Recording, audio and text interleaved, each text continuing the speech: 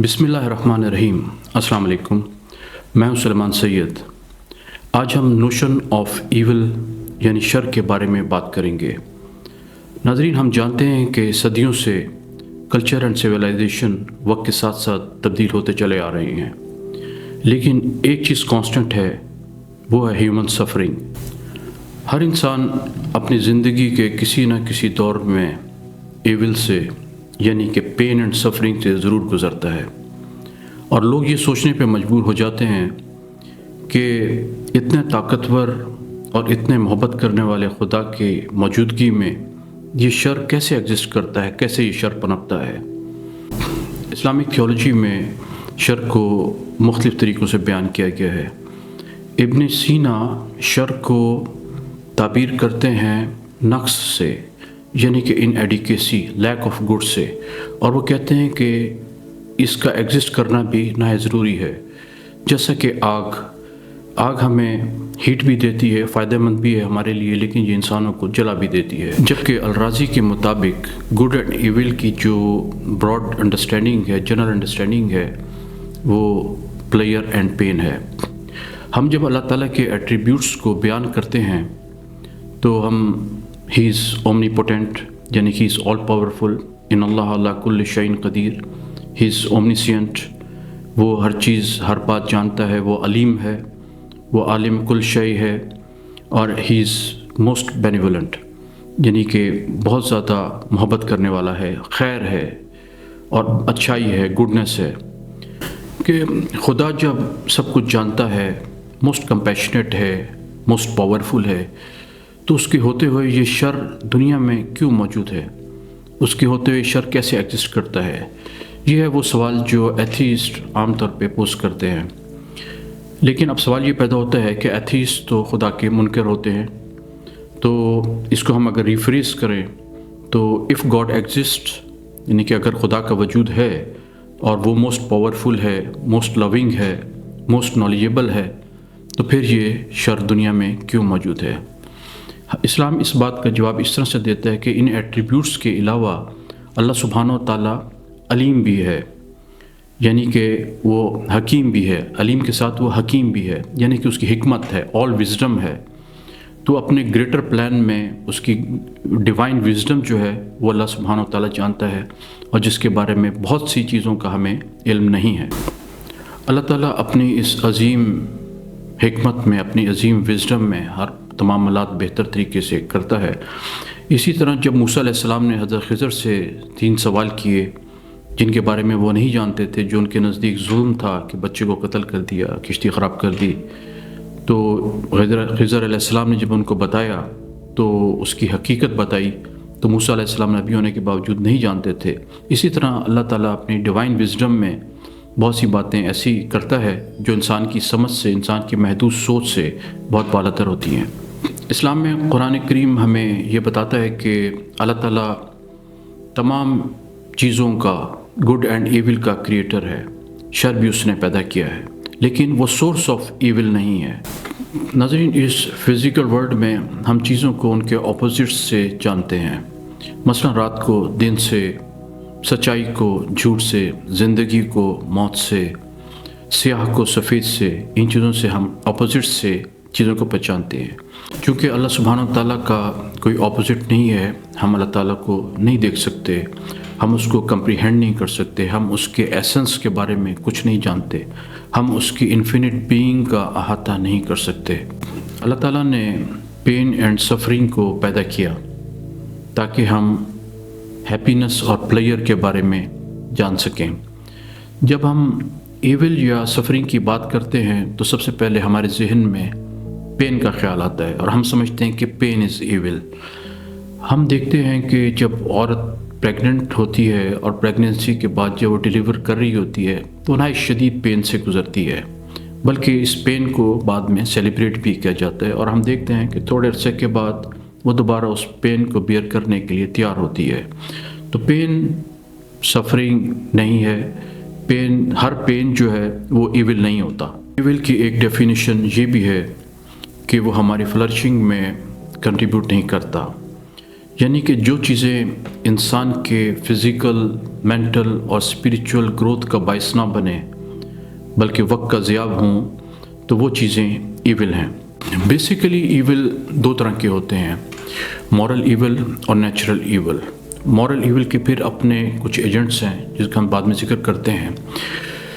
ناظرین، اگر ہم اس کو مزید کریکٹرائز کریں تو ہم دیکھتے ہیں کہ ایک سفرنگ وہ ہوتی ہے جو انسانوں پر کرتے ہیں، ایک وہ جو انسان جانوروں پہ کرتے ہیں، اور ایک نیچرل ایول یا نیچرل ڈیزاسٹرز جو قدرت کی طرف سے ہوتے ہیں۔ 90-95% جو اس دنیا میں سفرنگز ہیں وہ انسانوں پر ظلم کی وجہ سے ہیں۔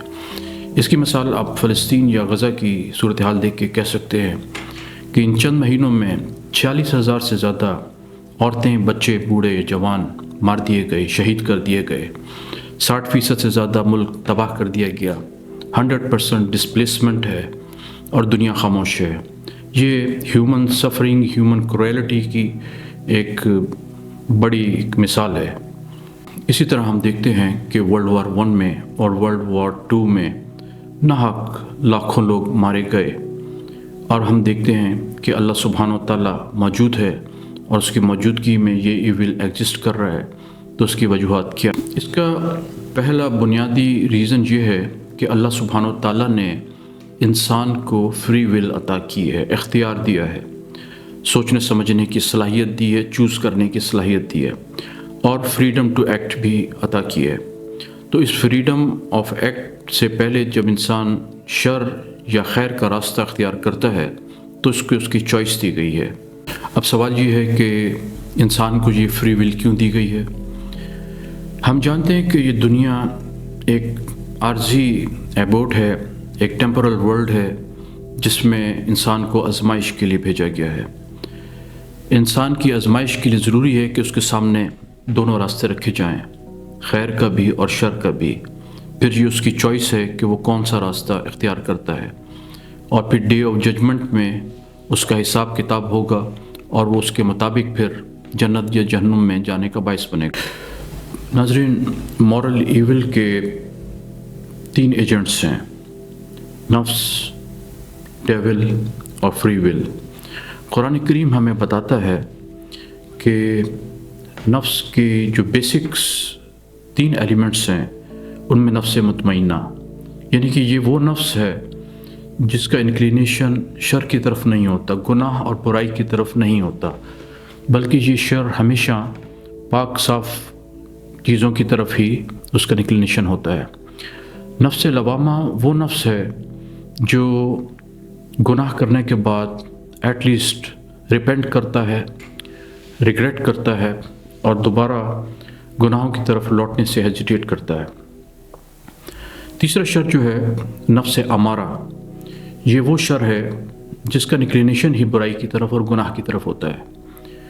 اس شر سے کسی قسم کی اس کے بعد ریپینٹنس نہیں ہوتی، کوئی ریگریٹ نہیں کرتا انسان، اور یہ شر وہ ہے جو ہم عام طور پہ دنیا میں آج کل دیکھتے ہیں، جو نفس کی بنیاد پہ لوگ جو ظلم کرتے ہیں، جو زیادتیاں کرتے ہیں اور گناہوں کی طرف راغب ہوتے ہیں۔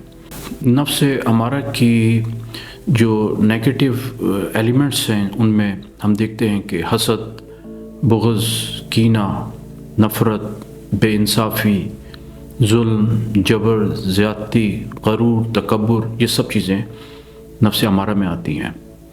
اس کے بعد ہم دیکھتے ہیں کہ مولانا رومی کے مطابق ایول جو ہے یہ ایک لاجیکل نیسیسٹی ہے، یعنی کہ کسی چیز کے اچھائی کو ہم جب جان سکتے ہیں جب ہمارے سامنے برائی بھی موجود ہو۔ یہ لاجیکل نیسیسٹی ہے، ایگزسٹ کرتی ہے کہ انسان کے ٹیسٹ اور ٹرائلز کو کیسے کنڈکٹ کیا جا سکتا ہے، اسی صورت میں جب وہ خیر اور شر کا راستہ اپنی چوائس کے مطابق اپناتا ہے۔ ناظرین، مختلف اسلامک اسکول آف تھاٹ ہیں جو فری ول کو مختلف طریقے سے لیتے ہیں۔ ان میں سب سے پہلے جابریہ اسکول آف تھاٹ ہے، اسکول آف تھیولوجی ہے۔